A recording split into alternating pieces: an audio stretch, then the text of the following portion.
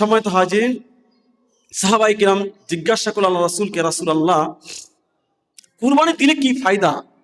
আল্লাহ রাসূলকে জিজ্ঞাসা করলো সাহাবায়ে কিরাম, ইয়া রাসূলুল্লাহ, কুরবানি দিলে কি ফায়দা? আল্লাহ নবী বললেন, কুরবানি দিলে তুমি যে জন্তুকে কুরবানি দিবা, আল্লাহ রাব্বুল আলামিন ওই জন্তুর গায়ে যতগুলো পশম থাকবে প্রত্যেকটা পশমের বিনিময় আল্লাহ তাআলা তোমার আমলনামায় একটি করে নেকি লিখে দিবেন। সুবহানাল্লাহ। এই জন্য আমার কুরবান জন্তু লম্বা হোক, চওড়া হোক, বেশি হোক, যেরকম হোক না কেন, আল্লাহ রাসূলের কথা হলো যে জন্তুর গায়ে পশম বেশি, যেহেতু হাদিসের মোতাবেক পাওয়া যাচ্ছে যে যতগুলো পশম থাকবে প্রত্যেকটা পশমের বিনিময় আল্লাহ তাআলা একটি করে নেকি আমার আমলনামায় লিখে দিবেন।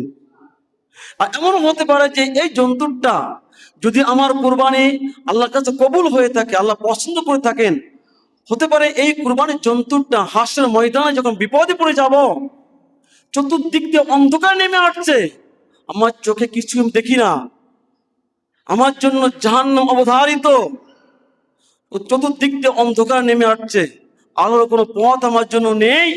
হতে পারে আল্লাহ সুবহানাহু ওয়া তাআলা আমার আপনার এই কুরবানি, যে জন্তুকে আমি কুরবানি দিয়েছি আর ওই জন্তুর আল্লাহর কাছে কবুল হয়ে গেছে, হতে পারে আল্লাহ সুবহানাহু ওয়া তাআলা ওই জন্তুকে আপনার কাছে পাঠাই দিতে পারে, যাও তোমার বন্ধুকে তুমি নিয়ে আসো, জান্নাতে নিয়ে আসো।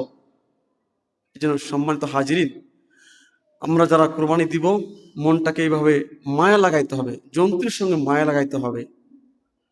আল্লাহ সুবহানাহু ওয়া তাআলা আমাদের সবাইকে যে কথাগুলো বলা হলো আমল করার তৌফিক দান করুন।